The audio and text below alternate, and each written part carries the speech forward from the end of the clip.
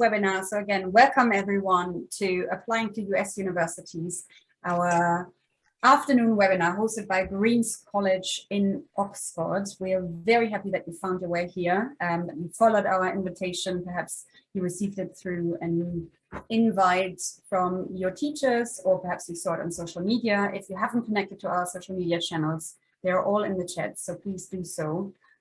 Because we will be sharing the recording of this webinar later on through our social media channels as well. And I'm delighted to be introducing two very much well-versed people when it comes to applying to US universities, and that is Georgina Bartlett, our academic registrar, and Matthew Uffindell, our Greene's College very own senior tutor, but I'm going to let the two of them introduce themselves to you a little bit further so you know why they're here and why they are happy to consult you when it comes to applying to US universities. Perhaps Georgina, do you want to start? Sure. Good afternoon, everyone. Thanks so much for being here. My name is Dr. Georgina Bartlett. I'm the academic registrar at Greene's, and I've been working for Greene's in various capacities since 2017. Most of the time on US university counselling and SAT prep, but I studied in the US. I did my undergrad and master's in Miami before coming here to do my doctorate. Thank you, Georgina. And I am the senior tutor, and my experience is in lecturing in the States at New Hampshire State University and in California as well, and here in the UK universities. And so my experience is largely across both experiences in terms of helping people get to universities in the States, teaching in the States, but also knowing what it's like to apply to the States, specifically from the UK, although both of us can certainly give advice for people applying from other countries as well. So what I'm going to do is going to move on straight away and just give an idea of the, there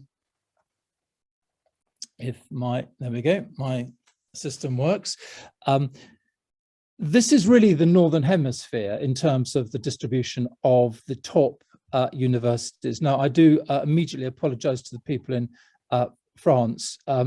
Unfortunately, this is the Times Higher Education league table of the top 20 universities. It does change, and partly, as you can see, I chose it because the University of Oxford is #1. But the point about it is just to show how many of the big names actually in terms of the league table show universities in North America. That's basically what it's for, and probably some universities that you actually hadn't considered, which is quite important. I don't know whether you want to say anything about that, Georgina. Yeah, I'd be delighted to. So often when we have students come to us for university counselling for the US, they're thinking of the big names, Princeton, MIT, etc. All really good schools, devilishly difficult to get into. You have sort of half or even a third the chance of getting into Harvard than you do even Oxford. Really, really, really difficult to get into. Doesn't mean they're the only really good and well-respected universities in the States. So in general, throughout this webinar, we will be encouraging you to do your own research and to look beyond the 5 US schools that you've heard of before, because you may find that the perfect match for you is not actually one of those top 5 or 10. Yeah, no, that's good advice. And as Georgina says, it's very important to look outside the expected group. Just, again, I'm very conscious of the fact that we are talking to a very mixed audience. But if you are in the UK and you are applying, and indeed have applied or expecting to apply to a UK university, that gives you some idea in terms of the differences between studying in UK universities and studying US universities. From the UK university perspective, obviously depending on the subject, you can see the likely number of hours of contact being 3 to 19. When you apply, you very much apply for the subject at the time that you want to study. If you are thinking, gosh, it's expensive, well, there are a few hardship funds, but actually not very many is probably the fair thing to say. I don't know about Georgina, you'd like to say something about applying to US universities? Yeah, so there's a really big difference between an undergraduate in the UK system and in the US system. In the US, it does tend to be quite heavy in terms of contact hours, and there's a lot of homework. Examination works differently over there versus a very traditional system like Oxford, where you have exams that face you at the end of term or even at the end of your 3-year program that count a lot towards your final grade. In US universities, you have courses that last a semester, you're sort of graded on material throughout, and so you don't feel the pressure of final exams in the same way. You have a lot of contact hours, a lot of homework to keep up with. You can't just ghost from classes and say, well, I'll cram at the end. That doesn't work that way. You're going to end up with a very poor GPA.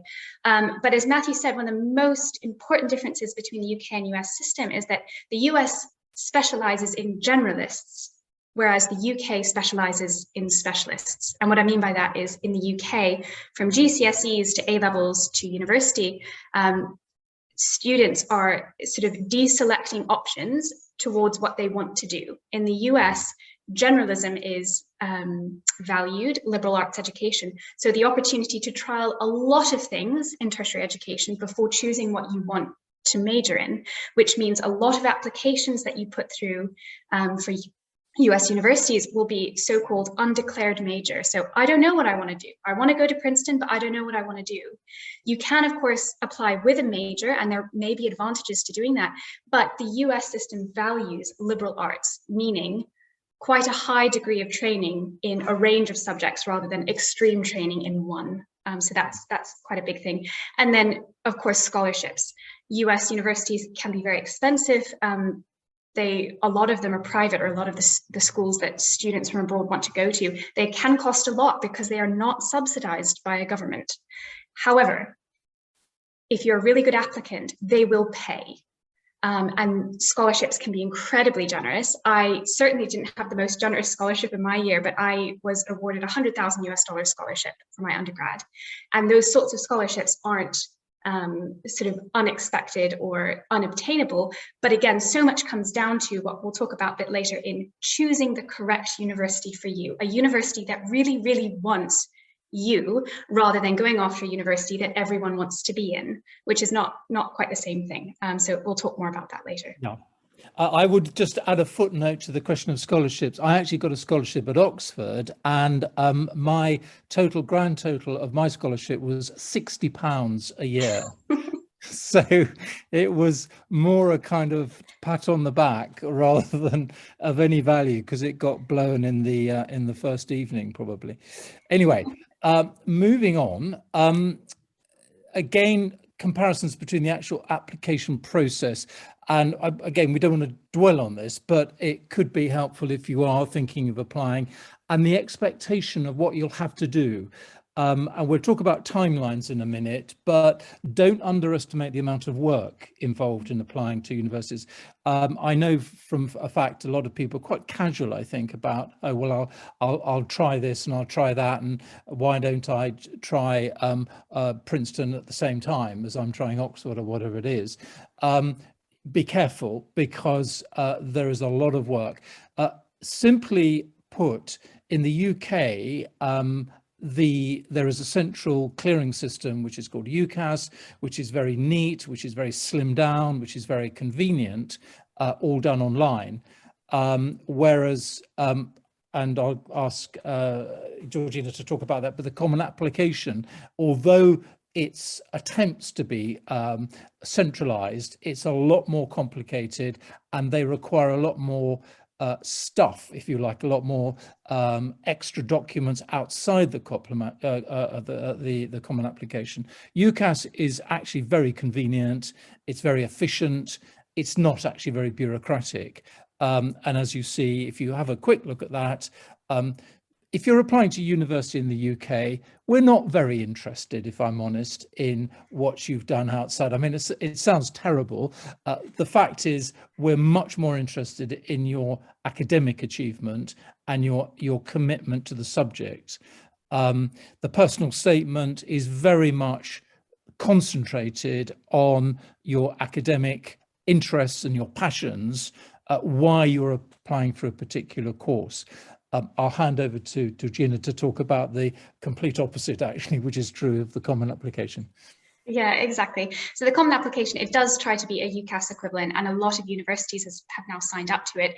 Basically, it allows the basic information that all universities will need to be done on a single application, which to an extent is quite helpful. However, each school, particularly those schools that we've named some of them here, the Princeton, Yale, Harvards, etc., they want to know much more about you than the common application reveals. And so they will ask for additional essays, sometimes prompt questions. Some of them can be really sort of fun to answer, but quite sort of left field things that they're asking you to do. And that will be based just on what that university wants. So each university will ask you for different essays, sets of essays. And of course, a personal statement style essay will be a big part of that. Sometimes the prompts will be different. So even the prompts will be idiosyncratic to the college. So you can't just write one personal statement and it will do for all of your colleges. You're going to have to tailor the material to what the college wants, which is why research is such an important part of this, knowing your hit list of these are the universities I want to apply to, these are their timelines, and this is my timeline for meeting those requirements.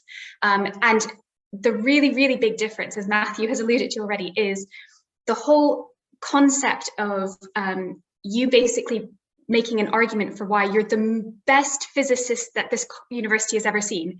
That is not what they want. So that's what you want in a UCAS statement to get into, you know, the high-flying schools. I am the best, most promising physicist you've ever seen. That's not as relevant for US universities. Much more interested in who you are as a person, overcoming personal difficulty, growing, character growth. Because of course, a lot of applications come in as undeclared. So we don't care whether you want to be a physicist or a drama teacher yet. We care about you as an investment in your character. And some admissions counselors have said they're not looking for the highest scoring, I don't know, whatever, engineer in their year. They're looking for the next president, or they're looking for someone they'd like to invite to dinner. So very different brief, and that's one of the key things you sort of need to get your head around when you jump into the US university system. Okay, that's actually very interesting. And what it does occur to me as Georgina was speaking is that I'm aware of our very mixed audience, and we are using words like college, university, school. I think we might come back to that because that can actually be very confusing. But let's not worry too much about, look, we are talking about universities, whether we're talking about schools or colleges, so don't panic. But it is slightly different language usage here. Then very briefly, and this again is actually important for everybody listening, because some of you will be taking A-levels. Some of you, I suspect, will be taking the French baccalaureate. Some of you will be taking the international baccalaureate. Some of you will be taking something else. I don't know. Whatever it is, it's all very confusing, and they'll all be from different cultures with different expectations. So what universities tend to do is to say, look, we're very impressed by all your local, national qualifications. What we really want, though, is some standardizing test, some common filter, if you like. And there are two main common filters. There's the SAT and the ACT. The SAT happens to have a a specific subject element, but essentially we're talking about the SAT 1, which is the general reasoning test, or indeed the ACT. I'll come back to those, but those are tests that you will have to take most certainly, I guess not always, but pretty much the case. I don't know whether, Georgina, you think there are any exceptions to that? I think everyone pretty much has to take. I think there has been a move, or there was a move sort of 5 years ago or so, to ditch the SAT, but it hasn't really been effective. So if you want to apply to US schools or universities, yeah, you'll definitely want to take the SAT or ACT. Okay, so here are some of the choices, the timelines and the tests that you have to take. We're going to have a close look at those. Right, now that is the problem, of course, is that huge number of institutions. Where do you go? What do you choose? How on earth do you do it? When should you do it? And all these thousands of institutions. We are now going to try and address some of those questions. And to do so, first thing I'm going to do is we'll probably talk about the timeline, because I think the application timeline is important here. You've got really to start thinking about what you're going to do 18 months in advance. Do not leave it until the last year. I know it's very attractive idea to think, oh, well, I can make up my mind later on. But actually, a lot of these decisions, you need to work backwards. I don't know whether there's anything you'd like to say about that, Georgina, in terms of timelines. No, just echoing what you've said, Matthew. There is such a lead time on making a good choice, not just getting into a university, but getting into a university that ends happily for you and is a good fit. And so I think the more research and the more time you have to plan that, the better. So let's have a look at that first timeline, of course, and we're talking about June, July, in the year before, and think about what you're going to be doing, when you're going to be taking the SAT or the ACT. If you are a UK student, it's not dissimilar actually to the timeline for UCAS. So it needn't be complicated in that respect. It shouldn't be that confusing. But bear in mind, there is a lot to think about in July. And really, the time to start is the year before, not the year of your application. It's crazy to do that, but some people do it. And believe it or not, they always they're always in a panic, and they don't make a mess of it, but it's a very tense time. It's a tense time for everybody, including the people that actually have to counsel them. So make sure you start thinking well in advance. Okay, Georgina, would you like to go through some of the specific questions you need to ask in order to make your decision? Absolutely. There's so many here. I can waffle on ad nauseum on this slide. The US is huge. And so we're talking about an enormous geographical area, and universities sort of on the East Coast, it's a very different culture from living on the West Coast or living in the Midwest, Texas versus the South, Midwest. So many differences.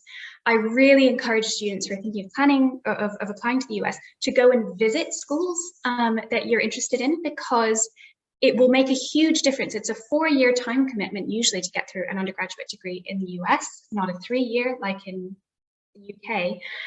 You want to make sure you're happy there. And so these are some of the things that if you didn't expect, or you weren't asking the right questions, could sort of catch you out or make you a bit unhappy. Rural or urban. NYU, very different campus from SMU in Dallas, Texas, where it's a campus university. You live on campus, everything is owned by the university, and you travel outside of the university to go to other cities and towns, etc. There might be what they call university town nearby, but basically you're just surrounded by your university. Very different from living in Boston or NYU or in the middle of LA. So that's a huge difference. Think, what sort of living situation are you looking for?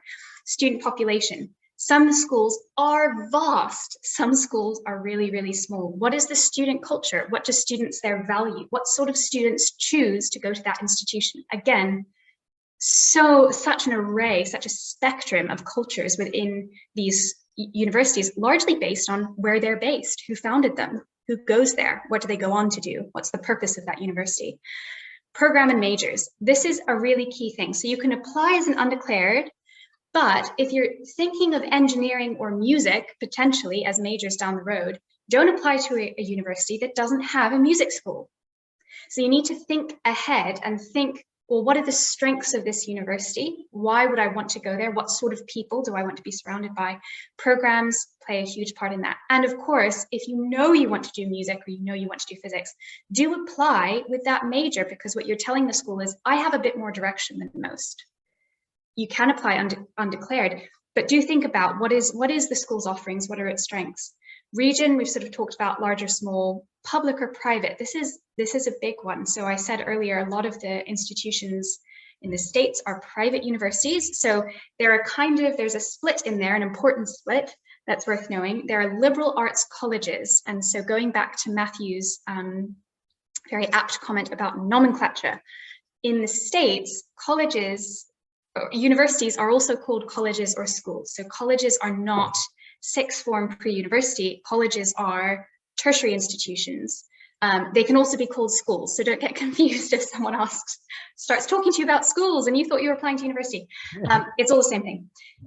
Liberal arts colleges have quite a prestigious history in the States. They're smaller. They focus on educating the entire man. So think about trivium, quadrivium style education.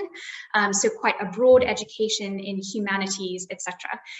It is a really unique way of learning. It's a great way of learning. Liberal arts colleges tend to have smaller budgets. They're private, they're not state schools, so they're more expensive, and they don't have massive war chests because they're not research universities. So University of Miami that I went to is a research university, which means it attracts a ton of money from the government and sort of private industry because it has a lot of active research going on, which means if they have an undergrad they really want, they have money to give them. So when you're looking at sort of these universities, they're not all going to be able to offer the same amount if you're particularly interested in sort of the financial aspect of that. Some universities, like my sister's university, said for every 50 points you got over 1350 on the SAT, they would give you 5,000 off your tuition. So sometimes it's super clear how you can get funding, and that is great if you're going to a research private university.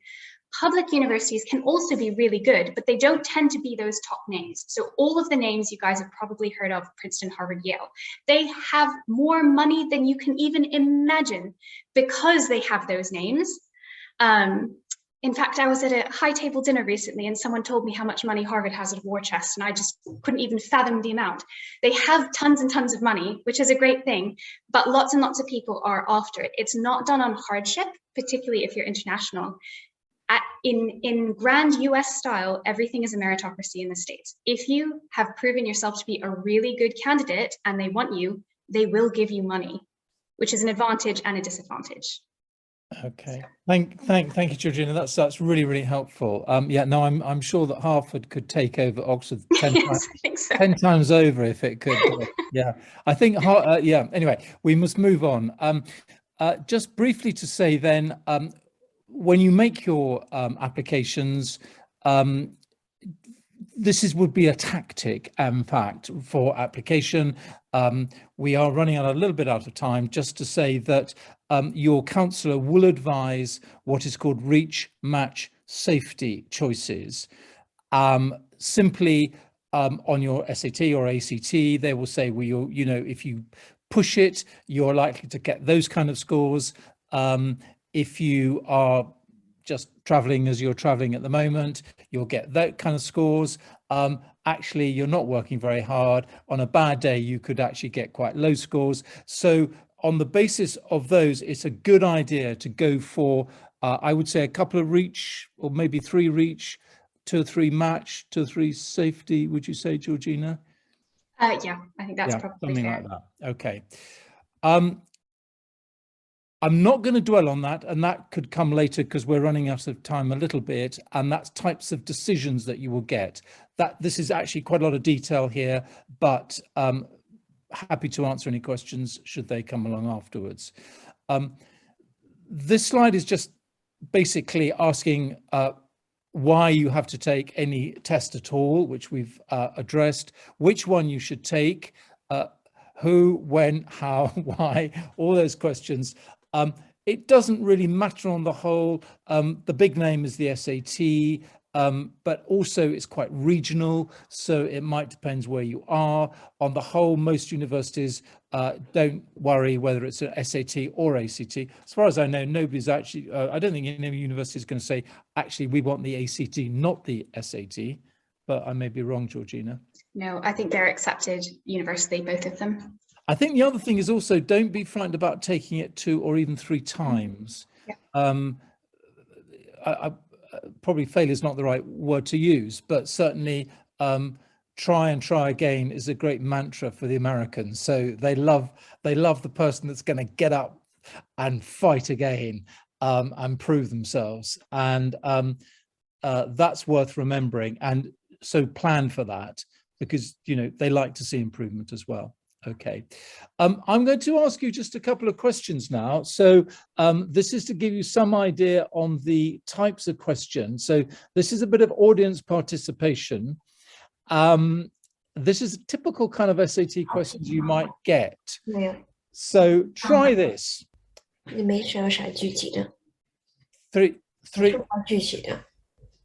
Can somebody unmute themselves? Yep, I'm going to quickly ask everyone to mute their microphones again if they haven't yet, because we can just hear.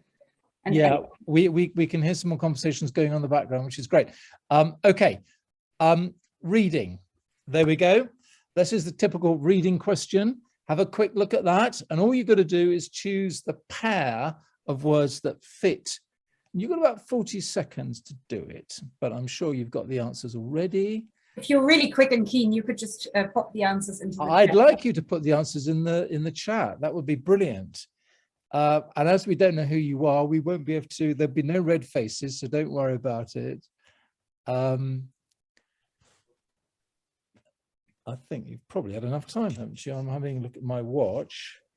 But yeah, I think that's probably about it, isn't it? Interesting to know who thought it was that. Okay, interesting. Keep your own scores, I think. Maybe that's the thing to do. Keep your own scores. Okay, so we'll see. There are reasons for that. You may not have got it. You may not even understand why it's that.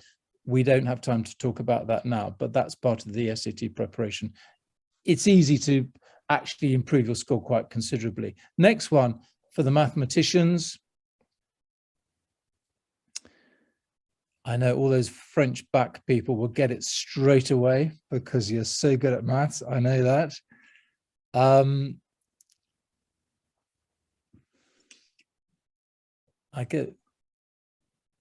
know I can just feel some of you've got this already. And some of you are thinking, do you know what? It's a bit of a struggle. I would include myself in that, I have to say. But the great thing about the test is that it's like a lot of these aptitude tests, assessment tests, practice, practice, practice, teaching techniques. It's easy to do it actually in the end. So who guessed this one then? Any surprises? You can have a chat afterwards, maybe we can talk about that. We certainly don't have any answers in the chat, so I leave it up to interpretation. Okay, there's a writing one now. The sentence below contains either a single error or maybe left it as it is. The error, if there is one, is underlined and lettered. Identify the error, or if the sentence is correct, select no change. So driving less frequently is one way to save energy. To turn off all appliances when they are not being used is another. So is there an error in that sentence, a grammatical error in that sentence? We're not talking about a factual error of, or is it a no change? So the answer is, anybody, I wonder? Anybody? Yeah, it's a B, to turn off. Anyway, so that just gives you a flavor, but don't worry. I just thought it might be quite a nice idea just to give you a sense of what it's like to take the SAT. Plenty of SAT tips, what to do, how to prepare. Actually, this is the great thing. Strategy, planning.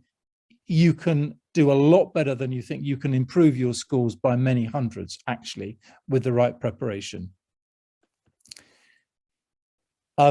Those are the kind of dates, those are the approximate dates. They're actually reducing at the moment, so don't assume that all those will be available.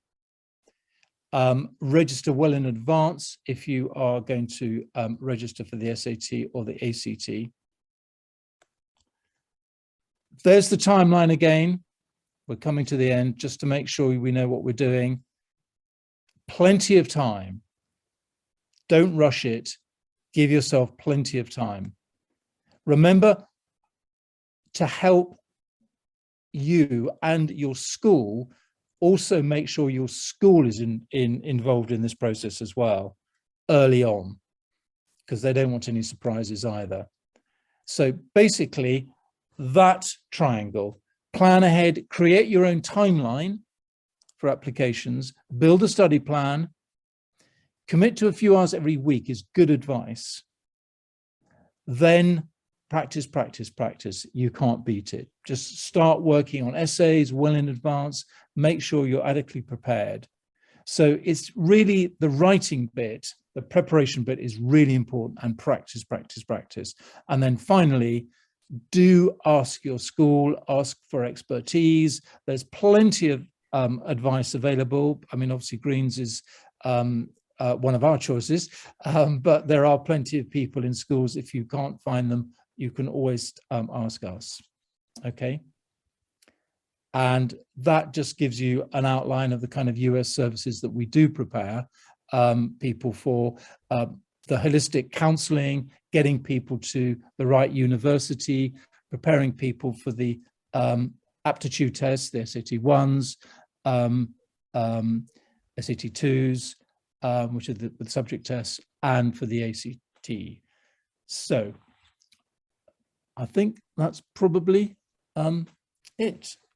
Perhaps I could briefly come in here before we move on to the question and answer session. If you go back to the previous slide, we just had Hector asking, who is also from France, how one could sit an SAT if they haven't got one, how to find the right place to sit an SAT. Is that, I hope that this is quite a straightforward question to answer. It's actually a straightforward question, isn't it? Georgina, would you like to, I mean, they're just basically SAT centers, so. Yeah, so if you, the College Board is the company that owns the SAT exam, and if you go up onto their website, you'll be able to find all the international locations where you can take them and the dates. Do be aware that international locations do fill up very quickly. I was living in Malta when my sister was applying for SATs, and she had to travel to London and Rome in order to take her exam. So because there wasn't anything nearby, so please do look ahead, plan ahead, as Matthew has said before. Yeah, does that answer your question, Hector? Yeah. I'm sure it does. And if you now click forward to, and another one, yes, because now, of course, is the time where briefly, I mean, Matthew has already given me the perfect sort of a sidekick to start off onto what we can do. And of course, we do university preparation, and we do help people with finding the right colleges. And we've got a fantastic team of experts and people who have studied in the US themselves or have, gone through these processes plenty of time, helping students to reach their academic goals.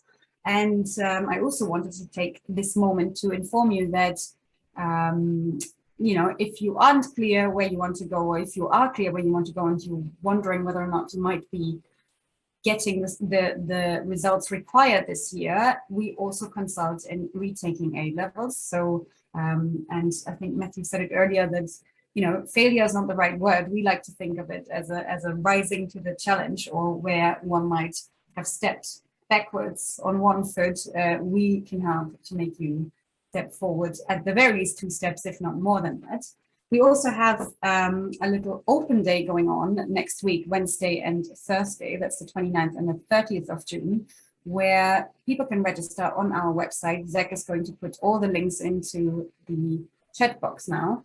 And it's free. You could just register, come along, spend the Oxford Open Days. So Oxford University is hosting their Open Days on those 2 days. And you could just use Greene's as your resource, as your hub, so to speak, for the days and explore from there. And like I said at the beginning of this webinar, do stay in contact with our socials, because not only will we make the recording of this webinar available, but also around the time of A-level results here in the UK, we will be hosting webinars that have to do with, you know, retaking, clearing, what are the next steps, how do I get into the university if I haven't received the results that I wanted, or if I've done better than I probably could have ever imagined. So do stay in contact with us. I would say, and add to that, that we are, although basically we are based in Oxford, we are a very internationally minded college. So we are very used to dealing with all different types of exams all over the world, actually. So when we talk about A-levels, it's obviously a lot of our people are taking and studying A-levels. But if there's anything else, or you need any help with any other examination, and especially with any applications, don't be worried about getting in touch with us. We'd be very happy to help. But the A-level is particularly aimed at the UK market. Yes, indeed. If you click onto the next slide, exactly here you find all of our contact details. You will find them on our website and on social media.